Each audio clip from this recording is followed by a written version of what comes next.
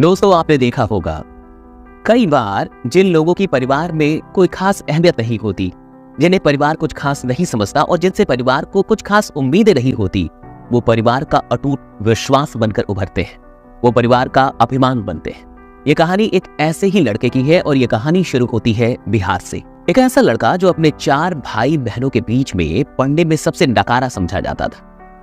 पिताजी प्रोफेसर थे और निहायत ही ईमानदार इंसान, जिन्होंने पूरी जिंदगी में 1 रुपया भी ऐसा नहीं कमाया था जिस पे उन्हें अफसोस हो। वो उस बच्चे को हमेशा बुला के और कहा करते थे कि मुझे नहीं पता कि मैंने अपनी जिंदगी में क्या गलती की है कि अल्लाह ने तुम्हें ऐसा बना दिया।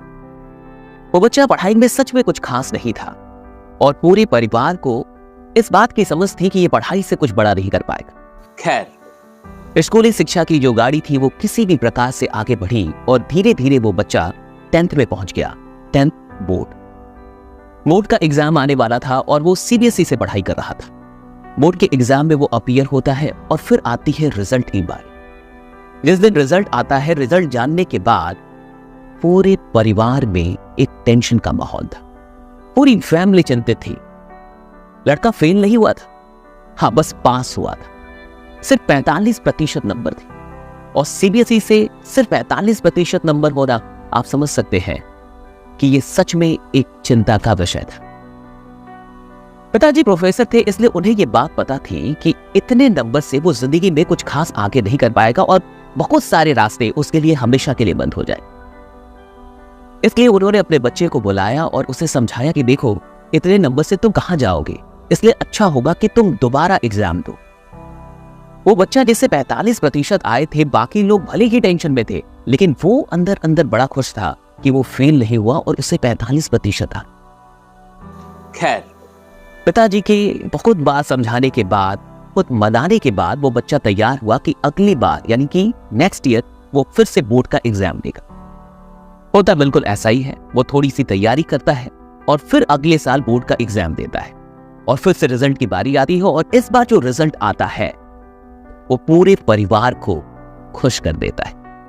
70% नंबर आते हैं और परिवार के लिए ये 70% नहीं था, ये बिल्कुल 100 में 110 के बराबर था। पूरे मोहल्ले में मिठाइयां बढ़ती हैं, सब लोग बहुत खुश।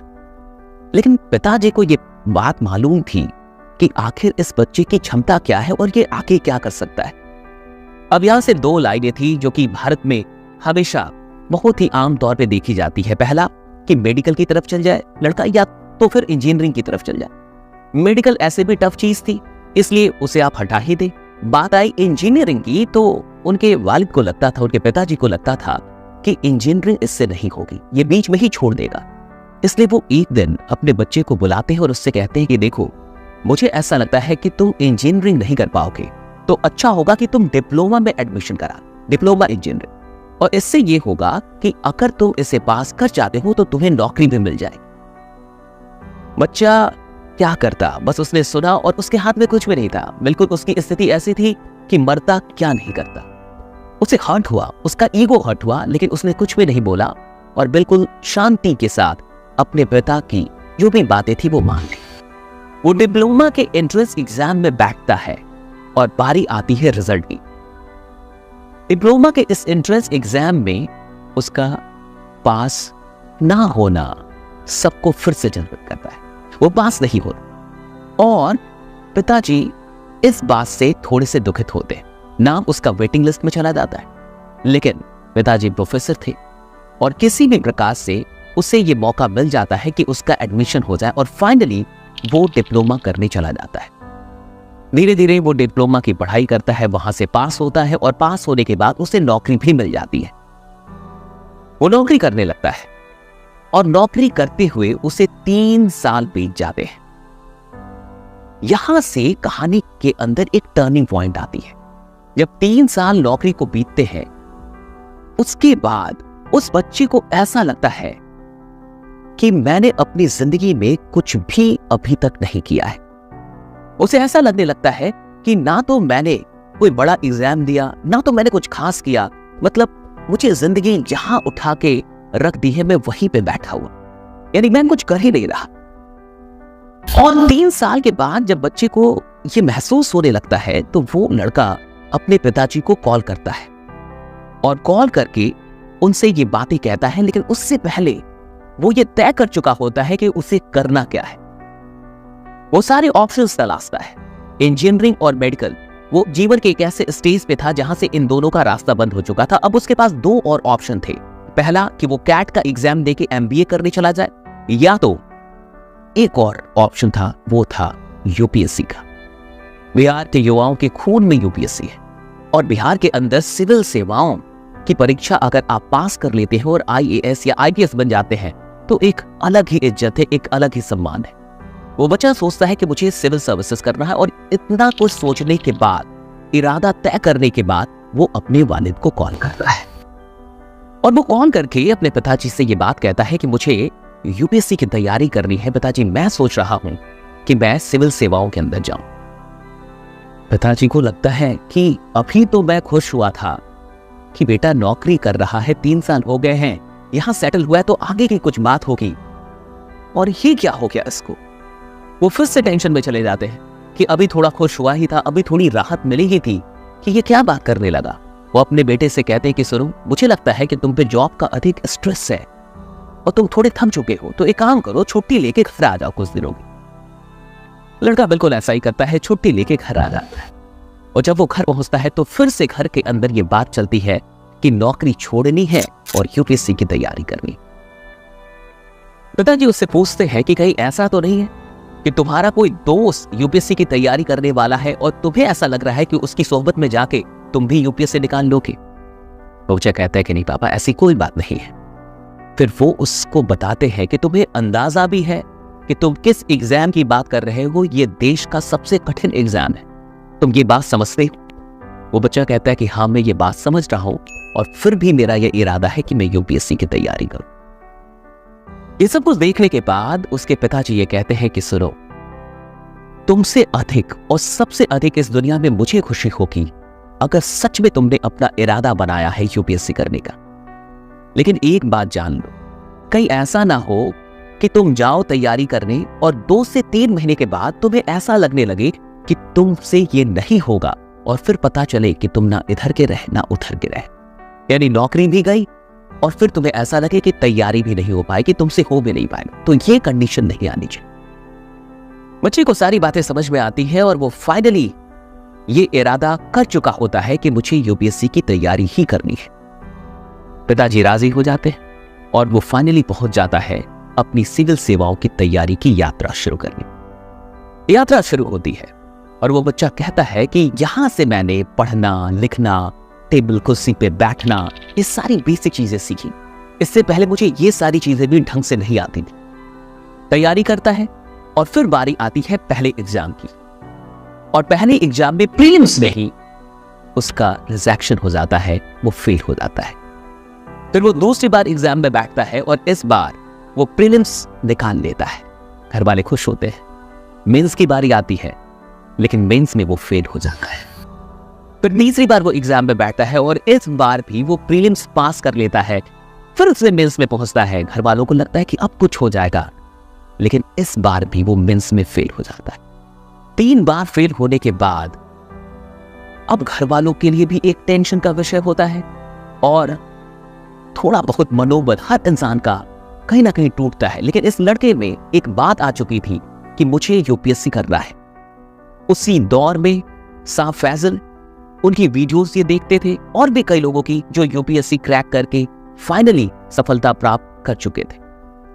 ये बच्चा चौथी बार अपनी तैयारी में लगता है और जब वो चौथी बार बैठता है एग्जाम में तो इस बार वो प्रीलिम्स निकाल लेता है, मेंस का एग्जाम देता है और इस बार मेंस के एग्जाम में भी वो पास कर जाता है। फाइनल इंटरव्यू यानी कि लास्ट स्टेज, और इस अंतिम स्टेज में वो जाता है, इंटरव्यू देता है और फिर वक्त आता है, वो दिन आता है जब इंटरव्यू का नतीजा निकलना था, जब फाइनल रिजल्ट निकलना था। लेकिन अफसोस फाइनल लिस्ट में उसका नाम नहीं आता है। पिताजी को टेंशन होती है। उनको ऐसा लगता है कि इतना आगे जाके, लास्ट स्टेज तक जाके मेरे बच्चे का सिलेक्शन नहीं हुआ तो शायद वो परेशान होगा। इसलिए वो उससे कॉल करते हैं और कहते हैं कोई बात नहीं, तुम यहां तक पहुंच गए और फिर भी तुम्हारा सिलेक्शन नहीं हुआ, तुम परेशान मत होना। वो बच्चा कहता है कि पापा मुझे यकीन है कि अगली बार इस लिस्ट में मेरा नाम जरूर आएगा। और फिर वो 5वीं बार इसी माइंडसेट से, पॉजिटिव माइंडसेट से, एक जज्बे के साथ, एक जुनून के साथ तैयारी में लग जाता है अगले साल के। और फिर वो 5वीं बार एग्जाम में अपीयर होता है, प्रीलिम्स निकालता है, मेंस में निकालता है और फाइनली इंटरव्यू तक पहुंचता है। जिस दिन रिजल्ट निकलना था और वो जैसे ही रिजल्ट देखने वाला होता है, अचानक से उसके मोबाइल पे उसके फ्रेंड का कॉल आता है। और जैसे ही वो कॉल देखता है अपने मित्र का, वो समझ जाता है कि मैं पास तो कर चुका हूं। तो वो सीधे अपने दोस्त से बोलता है कि मुझे इतना तो पता है कि मैं पास कर चुका हूं, मेरा रिजल्ट निकल चुका है, तो मुझे ये बताओ कि मेरी रैंक कितनी है। और वो दोस्त कहता है कि तुम्हारा रैंक 137 है, यानी ऑल ओवर इंडिया 137। और फाइनली वो लड़का आईपीएस बन जाता है। आप सोच के देखिए, एक ऐसा लड़का जो पढ़ने में नकारा था, एक ऐसा लड़का जो 2 बार मैट्रिक पास करता है, एक ऐसा लड़का जिसका डिप्लोमा के एंट्रेंस एग्जाम में भी सिलेक्शन नहीं हो पाता, वेटिंग में नाम चला जाता है, एक ऐसा लड़का जिसके परिवार को उससे कोई खास उम्मीदें नहीं थी। और 3 साल नौकरी करने के बाद उसे एक दिन ऐसा लगता है कि मैंने कुछ खास नहीं किया है, मुझे कुछ बड़ा करना चाहिए। और वो भारत की सबसे कठिन परीक्षा 5वीं बार, 4 बार फेल होने के बाद 5वीं बार में पास करता है और वो भी आईपीएस बनता है।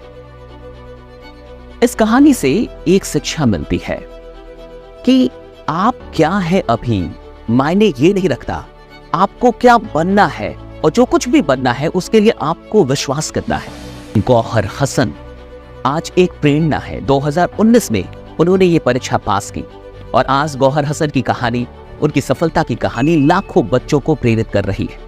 मैं आपसे भी यही कहूंगा, अगर आप किसी परीक्षा की तैयारी कर रहे हैं, अगर आपका भी बोर्ड एग्जाम आने वाला है, या फिर आप कुछ भी जिंदगी में जो कुछ भी हासिल करना चाहते हैं, खुद से कभी भी निराश मत होइएगा, खुद पे विश्वास रखिएगा, यकीन रखिएगा।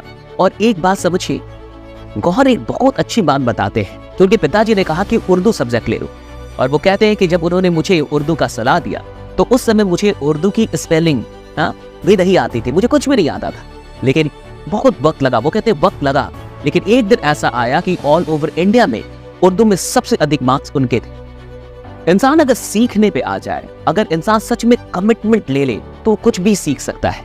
मैं आप सबसे कहूंगा, हार मत मानिएगा, गिव अप मत कीजिए। अगर आपके दिल से कुछ बात निकलती है और आपको ऐसा लगता है कि आप कहीं और के लिए बने हैं, तो कोशिश जरूर कीजिएगा। बिना कोशिश के हार मानना सबसे बड़ी कायरता है। कोशिश करके हार जाए, ठीक है ना, अफसोस तो नहीं होगा, लेकिन बिना कोशिश किए हार जाए, इससे बड़ी कायरता क्या है।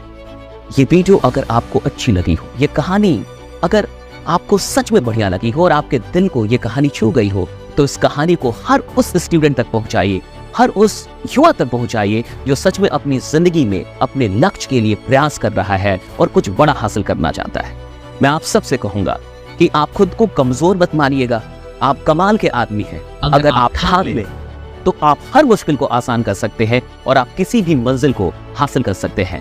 अगर कहानी बढ़िया लगी हो और ऐसी और भी कहानी आप सच में सुनना चाहते हैं, सच्ची कहानियां, तो कमेंट में मुझे जरूर बताइएगा। जाते जाते इस चैनल को सब्सक्राइब कर लीजिए, बाकी बने रहिए, जमे रहिए, क्योंकि आपका जीतना सुनिश्चित है। नया साल आप सबको बहुत बहुत मुबारक हो।